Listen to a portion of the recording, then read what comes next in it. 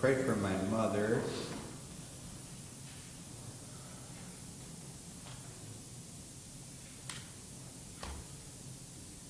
I would pray for my wife in the banjo, but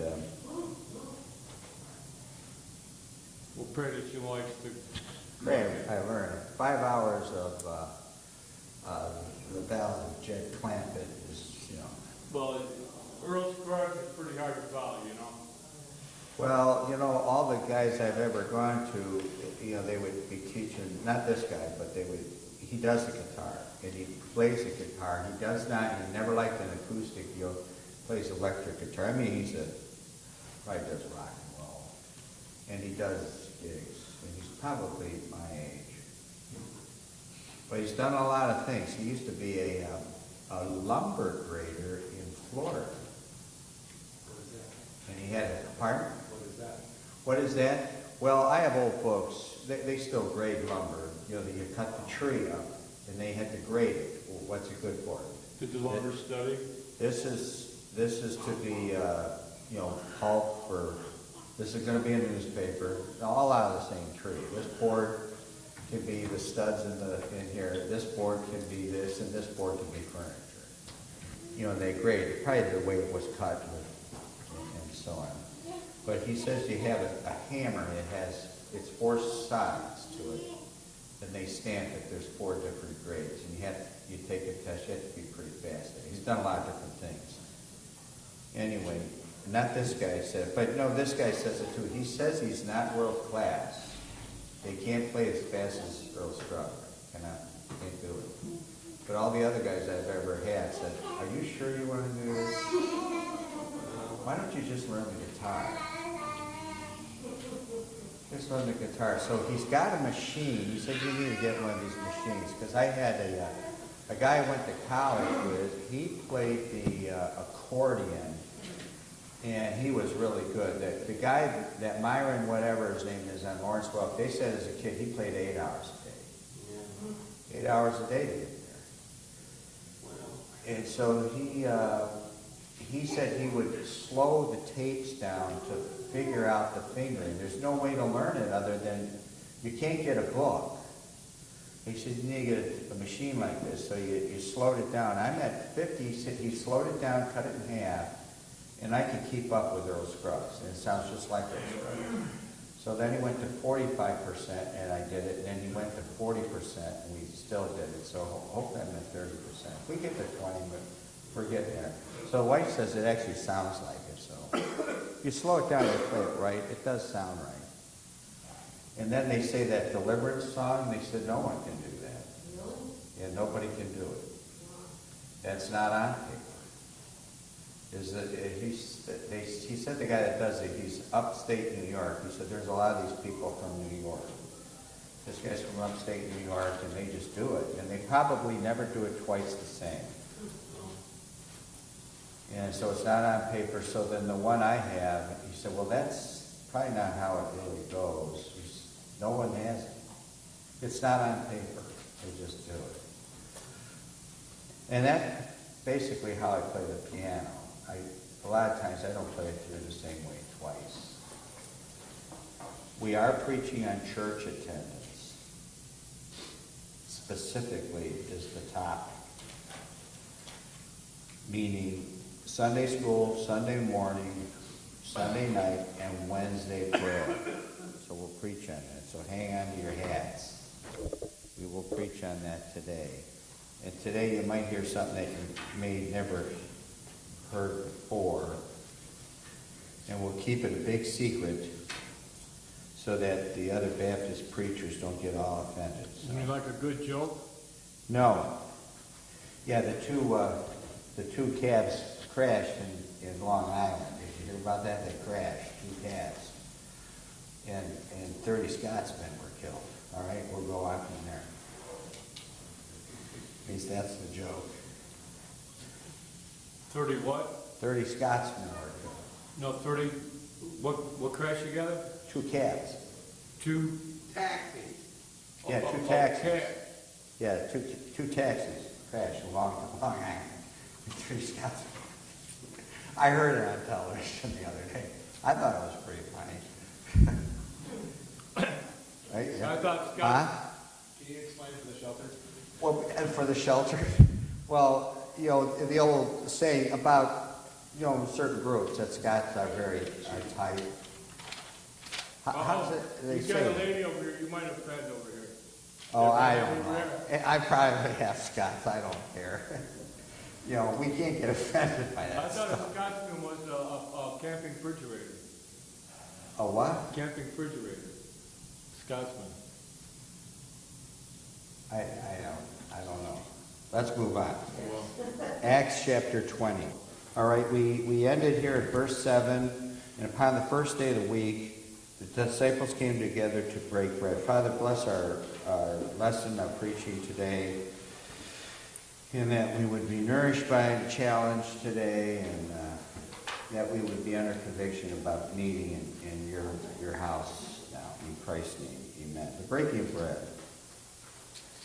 Now, we already discussed this last week, that some commentaries take it that this is the communion service. Others take it that it cannot be that. That's the way we're going to take it, that it can't be that this is a meal. A meal. All right? It's not the Lord's Supper for two reasons. They give their reasons. The cup is never mentioned. All right? The cup's not mentioned. It was held twice in one service. In verse 7 it is mentioned. This is in the evening.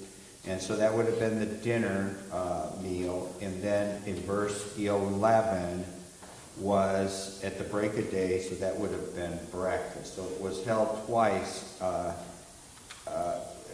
while Paul was preaching. He preached till midnight and so on. They went on till the break of day. The frequency, how many notes? Do we have a lot of notes left or no? Okay, when we get there, let me know.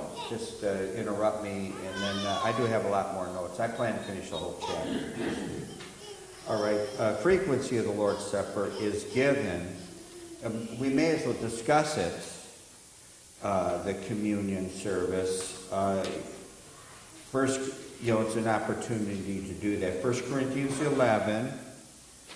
Now, when we go there, when we do the service,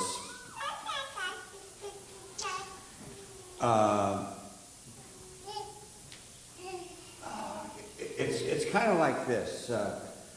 When we do these services, when I do a funeral service, and after the funeral, what normally then takes place immediately following the funeral? Not some meal. I talk services are still going on. The actual service or wake is done in a church or at a funeral parlor. What immediately takes place afterwards? Service is over at a funeral, at a funeral parlor. Then what normally happens for that? You go to the cemetery. Pay your last respects. You pay your last respects. What do you do? Oh, you pay your last respects. Right. Then what do you do? I get to the preaching part. fill out a mass book. You go out to the cemetery. You go to the cemetery. Everybody gets in their car. Whoever's going to the car, their cars are already pre-marked. You get in this procession. You go there, and then now we would learn this in school. And the typical place we go to is 1 Corinthians, where we talk about the resurrection. Not the rapture, but the resurrection. And we go to 1 Corinthians 15. Now, Pastor Thompson, I believe it was the pastor of the church, taught this class. He included this in the class. This could be in other classes. He said, fellas, when you go then to the gravesite. As a general rule, you do. You don't always go there, but as a general rule, you go there. And they say, depending on the funeral, depending on the people, how long the funeral goes. But when you go to the gravesite, do you keep it long or do you keep it short? Short. You keep it pretty short. People get their flowers, you gather around. I don't do a lot of funerals, so I I certainly don't have this down. I was at a funeral. I was at Dr. Strachan's wife's funeral in Canada, and Pastor Thompson he actually read out of a book, part of the at the gravesite. He said, "Ashes to ashes, dust to dust." Is that in the Bible? I was a little surprised. And he read all that out of a book. He was reading out of some book. And we do have these books. I don't use them. This is a funeral book. This is a wedding book. I tend to stay away from that. I was a little surprised. But he did say this. He said, these are good verses to use. We go to 1 Corinthians 15, and he said you begin at verse 12, and you end at verse 26. Let's go to 1 Corinthians 15, just so you know what goes on. I would have my own Bible. I'm at the grave site. And you ought to know where you're going to go. You should have these things planned ahead of time. If you do it enough, you should know where they're going to go. So you begin at verse 12. Now, if Christ be preached that he rose from the dead, how say some among you that there is no resurrection of the dead? Now, the obvious is that we're burying a person in the ground, and you want to give people hope, especially if they're saved. This is assuming this is a Christian funeral. Is that, and if it isn't, we want to make sure we get the blood of Christ in here. The only way to heaven is, and there's going to be this resurrection into glory, is you're going to have to be saved. So that there's no resurrection of the dead. Now, we're not going to read all these verses. You begin in verse 12. And you read through, including verse 26. So if you subtract the two numbers, you have to always add one. That's 14 verses plus 1. That's 15 full verses. The last enemy that shall be destroyed is death. Now, people can hang on for 15 verses. When you're the 4th or 5th verse into this, if they're not regularly church, they may start checking out. There's other reasons to check out while you're at, let's say across the street, you're under a tent. It could be raining. It could be very cold. The wind is blowing. There's little children making noises. Other kids running around. Somebody could be very upset. We had them over here when those gypsies would go, and there was one girl, hysterical, just screaming, uncontrollable. She was probably in her young 20s, just wailing. It was a scene. But 15 verses is not a lot of verses. Now, but how do I know the verses? The way I know the verses, I first know where I'm going. So I turn there. At verse 12, where it says verse 12, I have it crayoned off in orange. That's the color I picked. It's crayoned off in orange. In verse 26, actually the number 26 is crayoned off in 26. So I know where I'm beginning, and I know where I'm ending. So you already know what you're going to say ahead of time, where you're going to be. You say a few nice words, you pray, and then you turn it over to the funeral director, who does this all the time, every day, and and then they give their instructions. They thank the family. Invite people back to whatever arrangements are going. Now, if you're at 1 Corinthians 11, and we are having communion service. Let's say you're going to do this. To say, you're an elder in the church, you're a deacon in the church. Nothing is to say that you're not qualified to do this. Pastor's not here. Somebody's got to do this. So what you do is, the elements, we call them the elements, are being passed out, the bread and then the juice and so on. And we always say the same words. At verse 23 of 1 Corinthians 11, how do I know what to say, when to say, and how to... I have this orange mark. I actually crayon off verse 23, and I crayon off, and I put a crayon mark at verse 24, in remembrance of me. I put a little crayon mark there, right at the in the column. I put a crayon mark there off on the right. In other words, I know where to begin, I know where to stop. And why would you do that? Man, I could go brain dead. You know, you can lose your train of thought. You can have a conniption fit. Things can happen. And so you know where to begin, you know where to end. You're reading 2 verses. Now then the wine, the juice is passed off. You have a crayon mark at verse 25, and then after the word come, in verse 26, I have another crayon mark. It shows again where I start and where I stop. Now, how does the preacher know that? Well, he's prepared ahead of time. And so once you've prepared that ahead of time once, well, then you're prepared, unless you're going to change the format, you're prepared at all times. There's nothing wrong with doing that, to be prepared. It's kind of like work. When your machine is set up once, you set it up once, the program is finished, you plug the program in, it repeats. Right? It's kind of like that. It's once you know the recipe, when you know the recipe, you might pull the recipe out for a little cheat, just in case you need it. But as a general rule, you know it's a pinch of salt and a dash of pepper. After a while you get it memorized. I don't memorize this. I have it, we read it.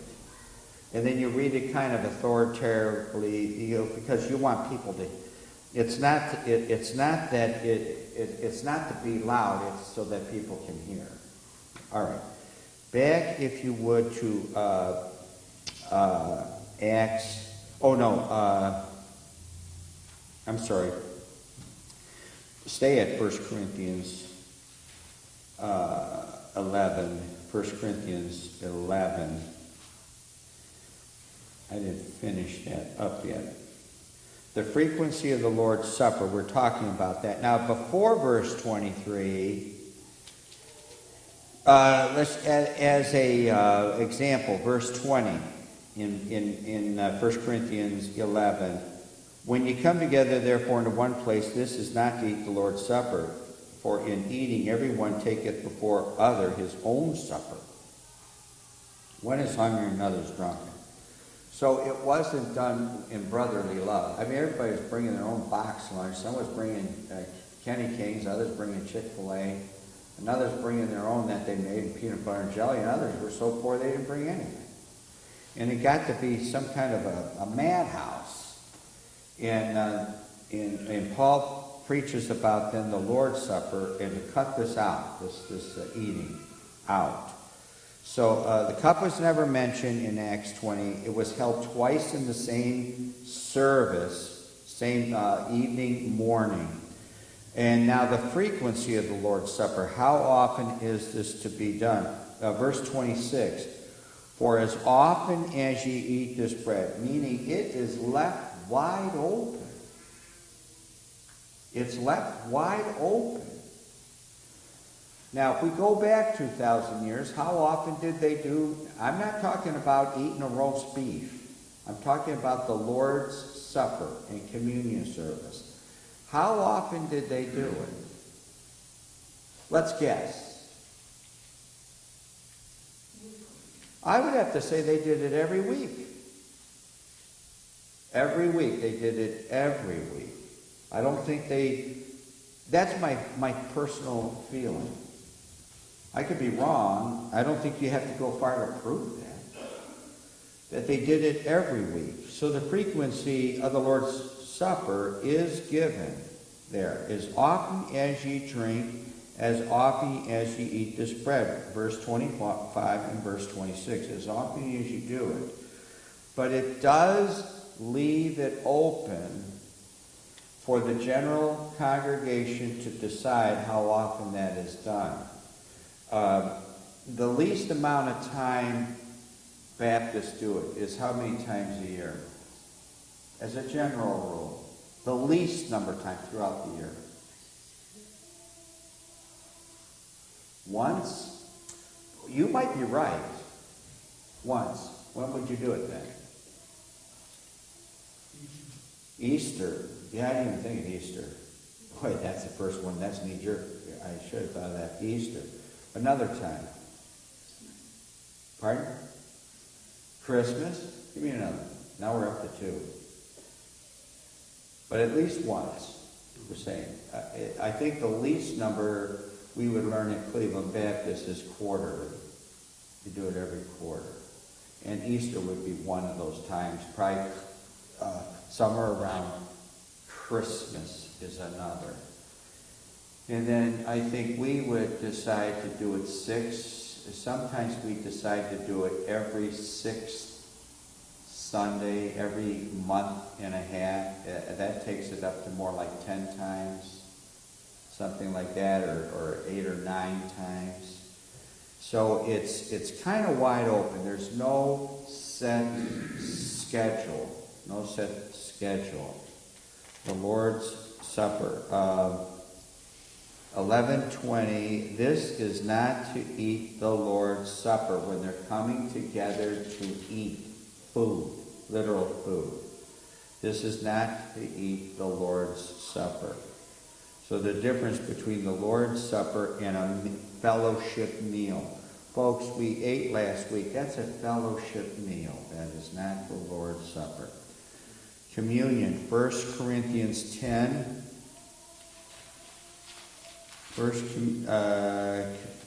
Corinthians chapter 10. Well, I didn't look this up ahead of time. Verse 16. The cup of blessing which we bless is it not the communion of the blood of Christ? The bread which we break, is it not the communion of the body of Christ? That is the Lord's Supper communion service. All right, getting back to Acts 20. Now, I can see where you could take verse 7 and 11 and make it communion also.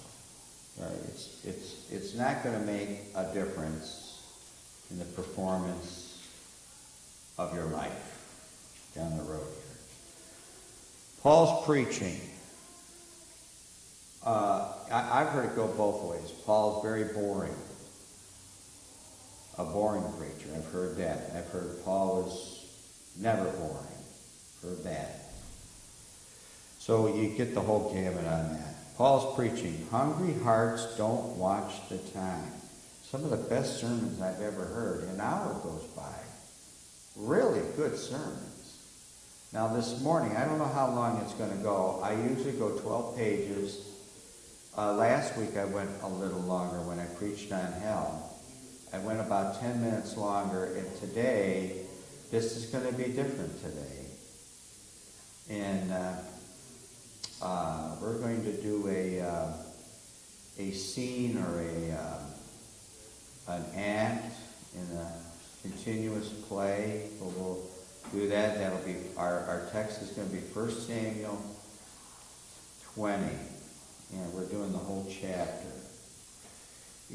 But hungry hearts don't watch the time. I remember somebody had come in and they preached on. They preached on doing the circle 8 when they passed between the parts. What passed between the parts for Abraham when he did the sacrifice? Lamps in the smoke. The what? The lamp. Or you're real close. You're real close. The Lord. Well, what it was called? The angel of the Lord. No. Pardon? A burning lamp. There was 2 of them. Yeah. No, I think one is like I think both of them were like a burning lamp in a fire. It passed between the parts. What happened to Abraham? They knocked him out. He was out of it. We have nothing to do with our salvation.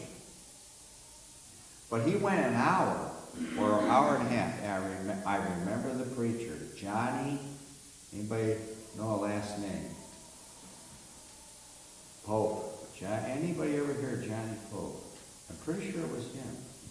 There didn't seem his name mentioned in the Sword of the Lord. He came in as a guest. Pastor Thompson was gone. And he went a long time on that. Now, you could have wrapped that up in 15 minutes, and you would have got the thrust, you would have understood it. But people were hungry for that, because they weren't hearing, they were hungry for it. Of which everything represented, he talked about in the Orient them doing the figure 8, this figure 8. it built on that, and then about this passing between the parts. And as soon as he gave the cross references, I mean, for me, I was interested. I know I was very interested.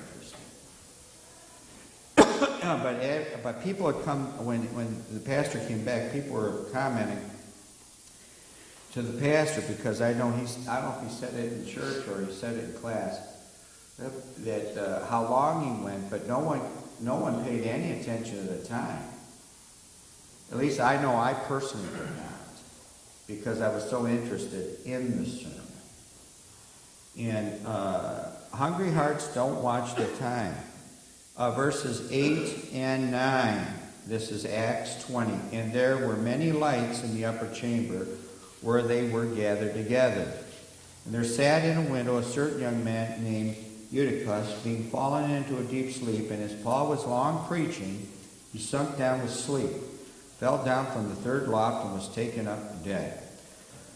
Why did Eutychus fall asleep? Now, we don't know why. Give me some reasons why he fell asleep. Flat out tired. Now, I put down here three excuses. That's the third one I have. I mean, you could go to commentary and read these things. He was just flat out tired. Even without going to work. I mean, if you're up at midnight and this guy's going on and on, you're sitting on this ledge. And, folks, people fall asleep while I'm preaching. they go out. You may not see it. Maybe you're sleeping. You don't see it, but I see everything going on I out fell asleep while driving. there. Oh, man. Tell me about it. You get hypnotized by the lines. Truck drivers have that. I forget what they call that. But he was just plain tired. Give me a couple other reasons. He was bored. Paul's preaching was boring. I'm not saying it was. I'm just giving this as it's in your notes. What am I thinking here? Duh! You're reading it. And the other was verse 8. There were many lights in the upper chamber. So how did they create the light? They were burning kerosene. They were burning whale's blubber. They were burning it. So he could have fallen asleep by breathing these fumes. He was overtaken with the fumes. What am I thinking? It's right in the notes, dumb. Okay, so, all right, verse 9. And there sat in a window a certain young man named Eutychus, falling into a deep sleep. He fell twice. He fell asleep. I thought this was kind of cute. He fell asleep. He falls twice. He fallen into a deep sleep, and he fell down from the third loft. He fell twice. He fell asleep, and he fell out of the window. That was kind of cute.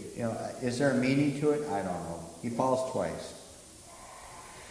The breaking of bread, verse 11, is defined as eating a meal. When he therefore was come up again, had broken bread and eaten, and talked a long while, even till break of day, so he departed. So we're taking that and eating as eating a meal. And we've already gone over this. Verse 7 was dinner. Verse 11 was breakfast. Verse 10, he raises Eutychus from the dead, just like Peter raised Dorcas from the dead, Acts 10, verse 40. He raises Dorcas from the dead. Who else is raised from the dead? The widow's son of man named, raised from the dead. The young maid, what was her name? Tabitha. So the widow's son, Tabitha, Dorcas. Lazarus. Good one. Lazarus. Jesus. Eutychus. Jesus. Yeah, it always gets there. Jesus. He's There's the head 6 of the right line. there. Pardon? He's the head of the line. Elisha's bones raised somebody. He was raised from the dead. Oh, yeah. Elisha's bones, when they touched the bones. Trying to think of some others.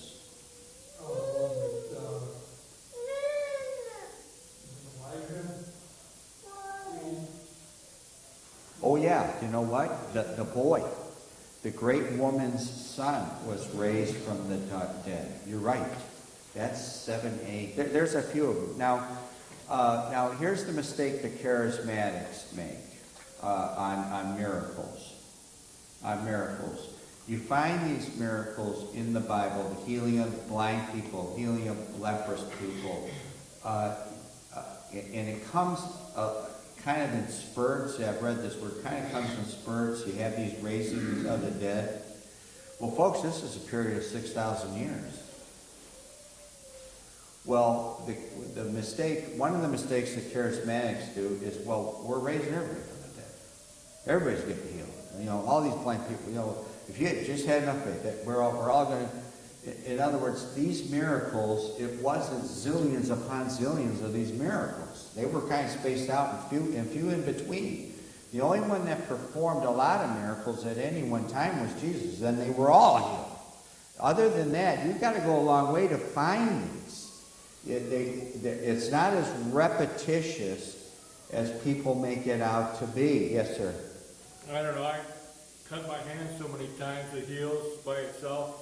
All I gotta do is wash it off, and that's a miracle. Every day is a miracle. You know what? I sometimes wonder about that, where that goes. That is a miracle, folks, that God makes your body to knit all that back together and heal itself. Everything's a miracle. It just It is is. so common. It is. But this charismatic thing is they want this healing and so on to go on and to take place. You know, the days, it'll be as the days of, not Joel, the days of, Peter says that at Pentecost, this is as the days of, can't think of that. There will be another spurt of time when that takes place, but this is not it yet. This is not it. Okay, so he raises Eutychus from the dead, just like Peter raised Dorcas from the dead. We don't have to go to Acts 10:40. The verse is getting. The walk of Paul. Now we go from, in our outline here, we went, let's get to our outline. The work of Paul to the walk of Paul, beginning at verse 13. By the way, are we out of, we're done. All right. By the way, it is 20 to 11. Does anybody want to go get Mom? Oh, he did go.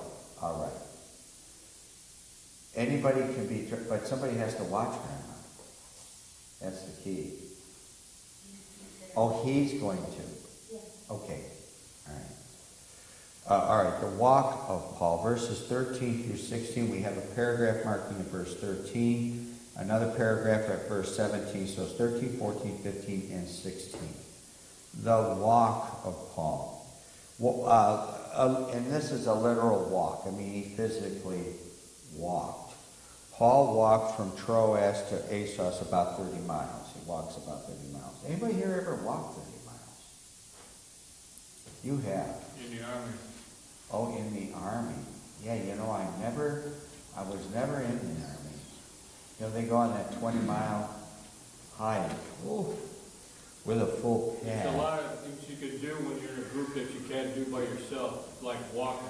Well, the other is that you're younger, too. I know that when they pass out, if you fake it, I don't know what the new army does. They have these color codes for how upset I am, you know.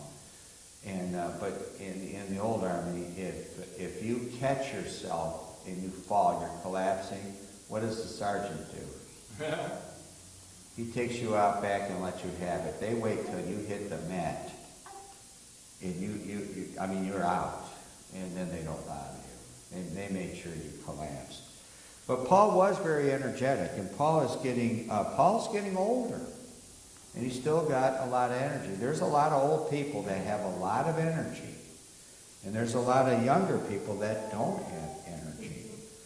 What is the main thing on a man and men in general, physically speaking, a body part that you don't want to have go? Your brain. No, not that, not your brain, your back, no. Yes, ma'am. There's a verse about that. My first Baptist preacher was a bodybuilder. He would really emphasize that and use that as illustrations because he was familiar with it. But he said that, something about that God won't respect the legs of a man. There is a verse. It says the legs of a man, and what God does about that. It's where the strength of a man really comes is in his legs. If he loses, and the pastor would say, if once you lose the strength of your legs, you're done. You're done. What do men focus in when they're bodybuilding? Their upper body. They want to, and they're showing off for who? Johnny Atlas is showing off for the girls. But technically speaking, when the legs go, it's over. It's the legs. I think it's in the Minor Prophets about the legs of a man. There is a verse about it. And the reason I know the verse, I have to give credit to the pastor there, that he's the one that brought it up. He preached on it. Yeah, go ahead, read it. Psalm 147. Sorry, it's not in the prophets. He delighteth not in the strength of the horse, nor taketh not pleasure in the legs of man. And pleasure in the legs of a man. Or he doesn't take, and he used that to justify that that's where the main strength of a man is. That's what he used for the verse. Now, does the verse mean that? I don't know. But that's the verse he used to prove Well, that. he gives a contrast. He does, yeah, he does give a contrast, the horse. No, the Lord taketh pleasure in them that fear him, in those that, But he's comparing the physical with the spiritual.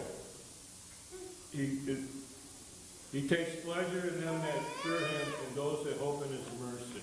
Right, in other words, he's comparing the physical, not taking pleasure in the legs of a man, physical, and then with his spiritual side. And the legs of a man was compared to the strength of a horse. So, oh, by the way, what did they do to a horse in the Old Testament? It's okay to have your horse. That was your tank. That's pulling the chariot. What did they do? Cut the hamstring? Yeah, what did they call that? I don't know how to pronounce it. Huff, is it pronounced Huffy? It's like Huff Bakery. H-O-U-G-H. They huff their, and we were told that was cutting the hamstring, so it makes them lame. You can have your horse, but this horse is not going to be pulling. You can still have it. And once a horse gets that way, what do you normally do with a horse like that? You destroy it, because all it's going to do is eat you out of house and home. All right? And so the walk of Paul, he walks about 30 miles. He's very energetic. Now, listen, there's nothing wrong to applying that to your life. If you're going to be and work spiritually for the Lord, you need to be in good physical condition. There's nothing wrong with being in good physical condition. If you lose your physical condition, it is or could hamper your ability to perform spiritually. So it is important to be able to perform physically. That is, and it could be a plus on the good side. All right, Luke was with Paul while they sailed together. Verse 13 through 16, they look at verse 6. It says, we sailed away. Luke is the author. We've already been through the proof of this with Luke 1 through 5 and then the beginning of Acts. And that Luke is sailing with Paul together here in verse 13. And we went before to ship and sailed. So he's in the boat. Us is the word us. And they meet him, us, at verse 14. We took him in. Luke is there on the ship and took him in. Verse 15, we sailed, again, it's used 3 times. We sailed we arrived, and we came, all in verse 15. So Paul's energetic. Luke is on the boat, not doing the walking, but he's with Paul once they take Paul back in. Paul does not stop at Ephesus because it's not that he didn't want to stop at Ephesus. If he stopped at Ephesus, he's going to get delayed. He wants to get from... Now, we're talking practically speaking here. Now, can we apply this spiritually without knowing how we could? We might, when we get to heaven, man, the Lord's going to be applying all this stuff spiritually. But what that really meant was, Paul does not stop at Ephesus because he knows he will be delayed and may miss Pentecost. He's got a deadline, wants to get there, so he skips that. He had a lot of converts in Ephesus. He has a lot of friends. He probably knew he would be detained and hobnobbing, fellowshipping with them. And so if we go back to Acts 19, 17 through 40, also dwelling at Ephesus, verse 17, he spent a lot of time there and wins people over. Verse 16, verse 16, they sail into Asia, Acts 19:10. Again, dwelt in Asia. The sailing journey that they went on is island hopping. I was never a sailor. By the way, my sister-in-law's father had a boat. There's a man-made lake out towards Pennsylvania? West Salem, down that way. It's called, you know what it is? You've heard of it? I've been there, and with them sailing. We were invited out to go sailing. We got in a boat and sailed. I think my brother was using the boat. They slammed it right into the dock. People can you get hurt? You could really get hurt. They slammed it right in the dock. There was no damage, but man, I could see if you didn't know how to tack that, slow it down, whatever, drop the sail, put the brakes on. It's not like driving a car, folks. It takes a lot of skill. Lake, it seems like it starts with a C, and you could buy these houses. And, Chautauqua? That's in New York. no, Not Chippewa. no, it's not Chippewa. Lake Clarendon? Cinnamon? That, I don't know. well, say, was that near Warren? Here's what happens. You sail that lake. It was a man-made lake. Do you get bored? Now it's chopped. You get bored. Man, I've sailed this lake. I know every little inlet. The fish are no bigger than this. They end up going from there to Lake Erie. We sailed Lake Erie. Now, they didn't do that, but this is what men do. They sail Lake Erie. You find out, man, that's pretty small. After you sail that a while. Now, when you're done sailing that, you hop, if you got the money, you hop in your sailboat, you're now docking it in New York, and you sail down to Florida. And now you're really doing some ocean sailing. Captain Cook went around the world. The world then gets to be what? Not bigger. It gets to be a smaller and smaller and smaller. And then what do men sail? Internet. No. Yeah. They sail off to the moon, you see. And we want to, where are we going to sail to? The rapture, folks. We're getting out of here. Amen. And then we're going to sail the universe. Because the little man-made lake is a small potatoes, folks.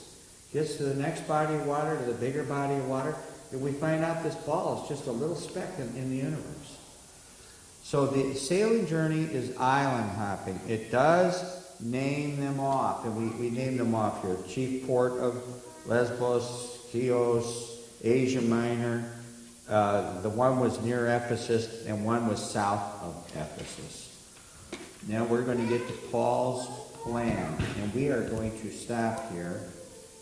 I'll start. We're 5 minutes to. And folks, that is so true. Men get bored with what they do, and it's like the first telephone. Well, man, it works. Then you enhance the phone. Then you finally got a dial on the phone. Then it went to push. It wasn't a dial before that. You cranked it. And then you got the dial on it. Then you got the push button. And then on it develops and develops. Now you got this keyboard that you hold in your hand now, and you use your thumbs. I mean, men get bored and they build off of that, and they build off of that, and that's what sailing does. You just move to bigger and better, folks. We're plowing out of here for our sailing. Anyway, Father, bless now our preaching and follow in Christ's name, amen. All right, preaching in just a few minutes here.